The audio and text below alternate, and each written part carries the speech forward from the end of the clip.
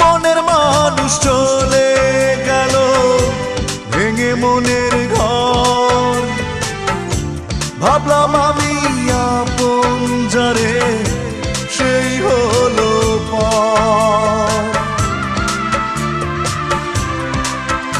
ও মনের মানুষ চলে গেল ভেঙে মনের ঘর। ভাবলাম আমি আপন যারে সেই হলো পর।